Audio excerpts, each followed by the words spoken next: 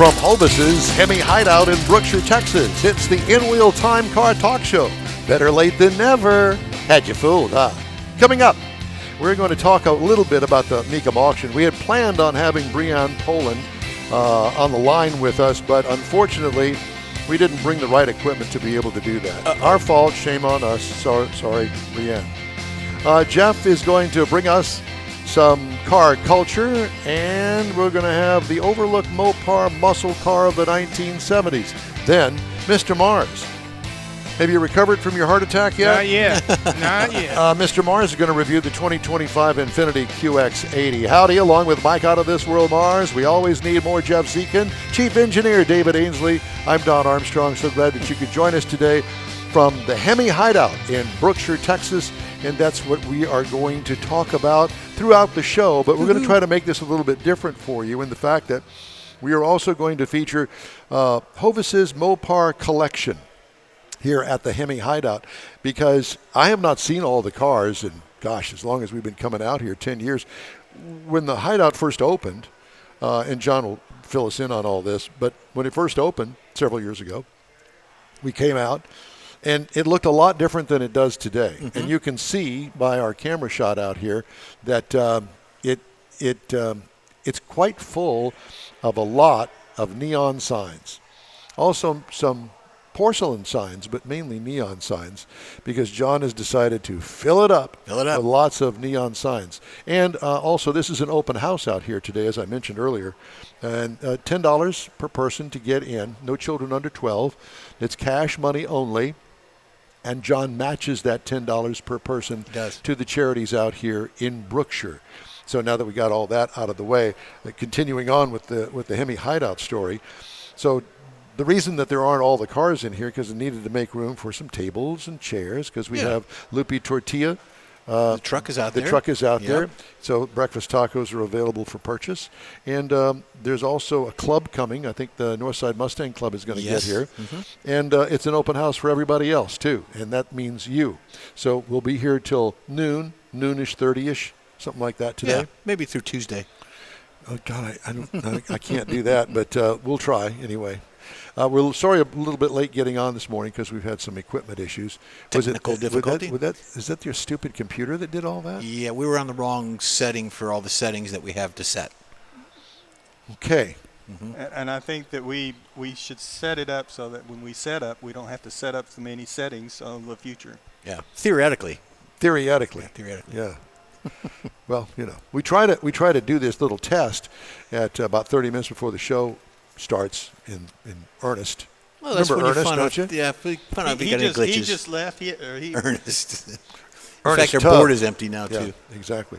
So since we don't have Brianne talking to us today from Mecum Auctions, I can tell you that this is the final day of Mecum Auctions out at NRG Center, and they've been generous and bought some time with us. And we were going to have them on this morning to talk about how the auction is going. Have you watched any of it? I have not. I have not either. It's so funny because the auction is a Thursday, Friday, Saturday event. Mm-hmm. And sometimes they do Sunday, but not in Houston. We found that out in the last interview that we did with them.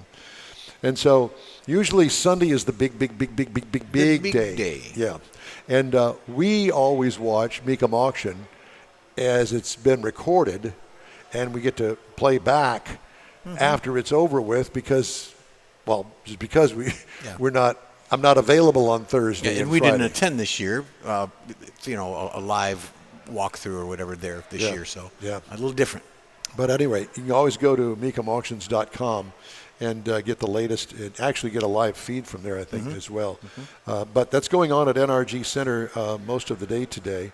And we hope that you'll get a chance to look over some of the cars. I was bragging to one of my friends this week about the fact that there are cars there that you wouldn't touch with a 10-foot pole. Matter of fact, they got 10-foot pole marks all over them.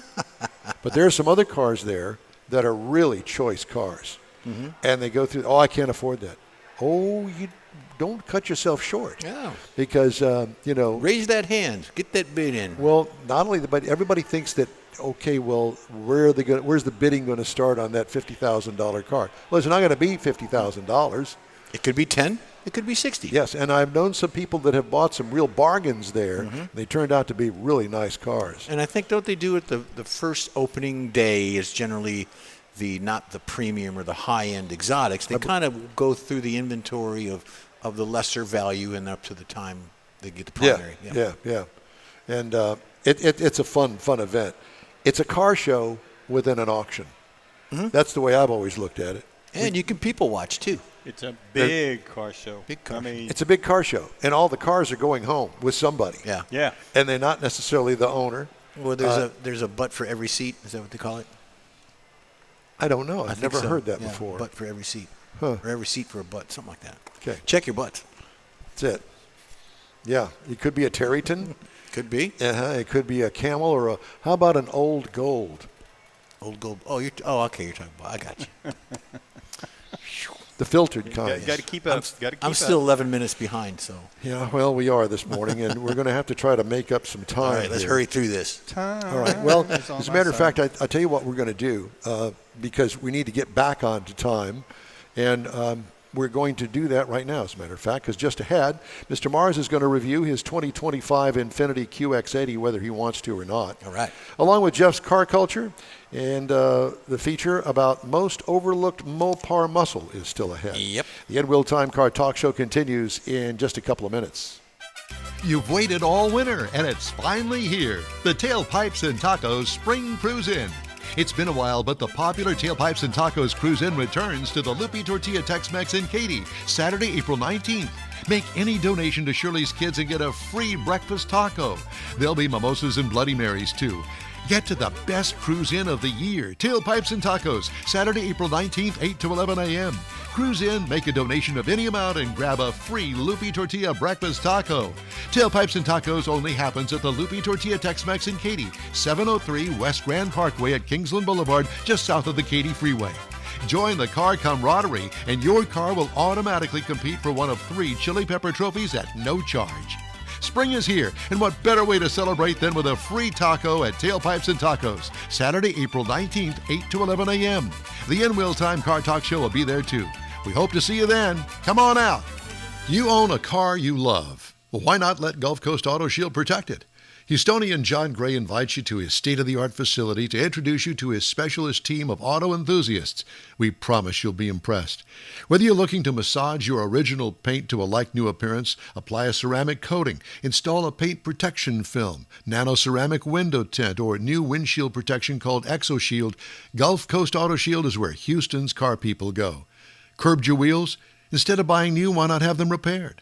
How about a professionally installed radar detector? Gulf Coast Auto Shield does that too. Get a peek inside the shop and look at the services offered by getting online and heading to gcautoshield.com. Better yet, stop by their facility at 11275 South Sam Houston Tollway, just south of the Southwest Freeway, and get a personal tour. Gulf Coast Auto Shield is your place to go for all things exterior. Call them today, 832-930-5655 or gcautoshield.com. Hey, I want to remind everybody that the InWheelTime Car Talk Show hits the road, literally, when we join the Hot Rod Tour of Texas on April 26th. It's coming up quick. Yeah, it is. Check out our link to the website through InWheelTime.com. And once again, we'd like to thank you for joining us today here on the InWheelTime Car Talk Show. Okay, time now for Jeff's Car Culture, the most overlooked Mopar muscle car of the 1970s. Yes, and since we're here at HEMI Hideout, why not? Absolutely. Let's just check it out. So here we go, Michael. Let me pick the button for you. You're on. So the early 70s were stacked with legends. You had Plymouth Roadrunner, you had Chargers lighting up the street, Cudas prowling the strip, and Challengers flexing their serious muscle. If it had a Hemi, it got attention. If it looked mean and sounded louder, it probably sold well. But somewhere in all that Mopar noise, one car got unfairly lost in the mix. The reason it got overlooked was timing. This car showed up when the party was just starting to wind down. The Plymouth GTX had already been around for a few years. By 1971, originally positioned as a gentleman's muscle car. By the time 71 model hit showrooms, the GTX had evolved into its final standalone year. For this last hurrah of the Plymouth dropped the GTX name onto the redesigned B-body platform. The result was a slick, fastback Coke bottle curves, sculptured lines, arguably one of the best-looking Mopars of that era. Yeah. The front end looked aggressive. The grille had attitude. The body had bulges, like Don. Gave it some serious street presence, but buyers just weren't biting. Part of the problem was that insurance premiums had started to creep up. Emissions were tightening. Gas prices were staying not too friendly for the people that were using it. I don't believe I've ever seen that car. People, that's why it's 1 year. People were starting to cool off on the big block performance, but unfortunately that meant the 71 GTX flew under the radar, despite being an absolute beast. Now, this Plymouth specs on this, the engine was a 7.2-liter V8, powered 385 horsepower. The torque was 490 foot-pounds of torque. 0 to 60 is 5.7 seconds. I thought it would be a little better than that, but that's what they say. Under the hood, the GTX buyers could option up to a mighty 440 cubic inch V8 with a 6-barrel carburetor setup. Known to most of us, David. That'd be 3 2s, right? It would be the 440 plus 6. The 440 plus 6 used three 2-barrel Holley carburetors to create a flow of fuel at the air-made 385 horsepower. The 71 Plymouth sold just over 2,900 of the GTXs, and of those, only 326 were equipped with the 440 plus 6 and a 4-speed manual, Mike, making it the rarest configuration from the majority of muscle cars with the nameplate of that era. To put that into perspective, David, Dodge sold about 10,000 Chargers that year. Chevy moved tens of thousands of Chevelles. So there's a big difference, big variance there. Auction prices have been climbing. 71 GTX might go for about 50 to 80 grand. A properly restored 440 plus 6 version can easily clear 150. Ooh. So, get your money together. As Haggerty put it, one in good condition is a whopping $166,000. 71 buyers could spec it out with a grabber hood, vacuum-operated scoops that popped out under the throttle, a little bit more intimidation. Graphic options and color options. So if you've got a rare one, check the color options on it. It's going to be a good value car for you. Where is Hovis? How come he doesn't have one? I'm gonna rib him about that because he usually has all of the pristine, one of a kinds, all of that sort of thing. Well, he's going to have to go shopping. On that particular car there, if I'm not mistaken, that car would be even more rare because I believe that car is called Sassafras Green. Something like that, yeah. They had it in 70. I did a GTX in a 70 model that I shot for a magazine, and it was that car, and his was one of 90 painted that color. So a 71 might be even more I'm thinking it should have rare. been weed back in the day. Well, yeah. All right, time now for this hour's car review. Mr. Mars has the Infiniti QX80 to talk about. The big Infiniti QX80. Now, this is the 2025 Infiniti QX80 Autograph trim level, all-wheel drive. Now, there are 4 different trim levels, starting with the Pure, the Luxe, the Century, and the Autograph. So we had, so we had the top of the line, and it comes with all-wheel drive. That's just the way you're going to get it. Now, the final assembly for this vehicle is in L.A., so it's actually one of the cars that's put together, assembled in the United States. It's been redesigned for 2025. This starts the 3rd generation of this particular vehicle. And again, we were talking about the Autograph, all-wheel drive. Comes with a standard 7-passenger. It's 7-passenger vehicle, but you can get an optional bench seat in the second row so that you can make it 8-passenger. Wow. It's considered a standard SUV, but to me, this is a very large, full-size SUV, but your government says it is a standard. Now, outside, you're going to find a very large, distinctive grille. Got sharp LED headlights on it. Got a auto-folding, heated outside mirrors. Got roof rails on it. Got a motion-activated liftgate, panoramic moonroof. Not a sunroof, but a moonroof. And this is just a big vehicle. 22-inch wheels contribute to the luxury SUV look on it and the stance on it. Now, inside, you're going to find quilted leather upholstery. That too. Front seats are heated, ventilated, and massaging. The second row, another set of captain's chairs, are also heated, ventilated, and massaging. The third row is heated as well. And there are touch screens back there for the passengers to use. Up front, you're going to find a 14.3-inch center touch screen. You're going to find the digital instrument cluster for the driver as well as a heads-up display.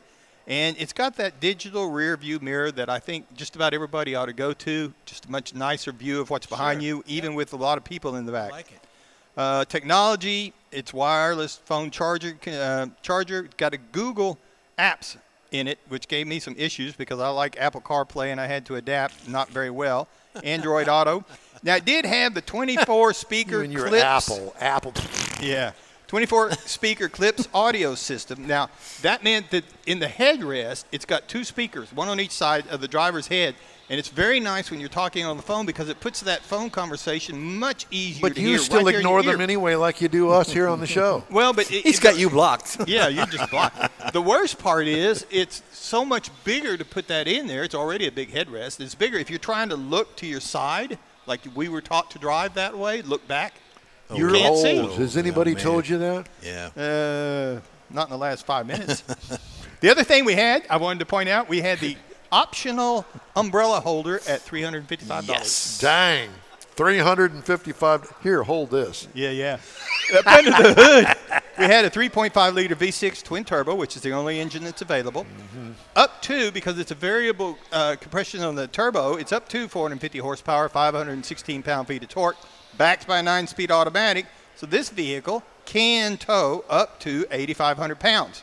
Now, the EPA says in the city you should be looking for 16, highway 19, combined 17. Now, I drove 433.5 miles in this vehicle, got 18.7 overall. I was very happy with that, with the mileage that I put on it. Since it weighs about 10 tons. Absolutely. One thing about the ride and handling, it does have the air ride suspension, so the highway ride is smooth. It's pretty quiet, unless you really hammer that V6, and then you kind of hear a little bit of engine noise. But if you're just driving, easing up to cruise speed, even at I-10 speeds, you're just fine. Around town, it is very quiet. It is easy to drive, but you got to remember it's a big vehicle. So when you go to park this thing, you know you're driving a big vehicle.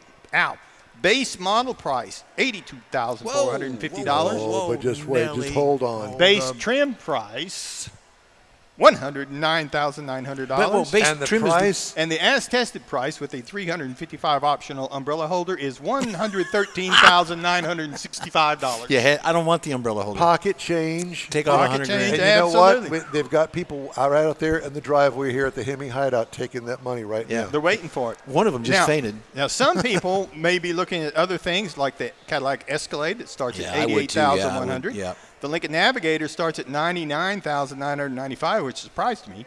Or even the new Jeep Grand Wagoneer that starts at $84,945. So this is the new Infiniti QX80. This is their big SUV, and if you're looking for something in that category, you really ought to look at this one. All right. Thank you, Mr. Mars. The InWheelTime Car Talk Show continues after this quick break. Pro-Am Auto Accessories has been serving Houston's auto enthusiasts since 1984, providing world-class products for sports cars, European sedans, and American muscle. Pro-Am is known as the place to go to find exclusive and hard-to-find parts and accessories. Pro-Am is one of the very first distributors in the USA for brands such as Recaro, Redline, Momo, Corbo, and Simpson. Located in the heart of Houston's premier retail and service corridor, the Galleria area, Pro-Am's walk-in storefront includes an 8,000-square-foot warehouse, showroom, and installation bays. Pro-Am not only sells parts and accessories, but also offers installation and service. Pro-Am is now reaching a worldwide audience through Pro-Am.com, taking its local reputation to the rest of the world. At Pro-Am Auto, you'll be dealing with a small group of professionals who truly want to help you with your automotive needs. If you don't see what you're looking for on the website, call and Pro-Am will lend you a hand. Pro-Am Auto, 6125 Richmond at Green Ridge in Houston's Galleria area. Call them at 713-781-7755. Mecum Auctions, the world's largest collector car auction company, returns to Houston, April 3rd to the 5th at NRG Center. Join us for the fun, fast-paced, high-energy Mecum experience with 1,000 vehicles up for grabs. For avid collectors, first-time buyers, and enthusiasts of all ages, there's something for everyone. Bring home your dream car. Register to bid and buy spectator tickets now at Mecum.com.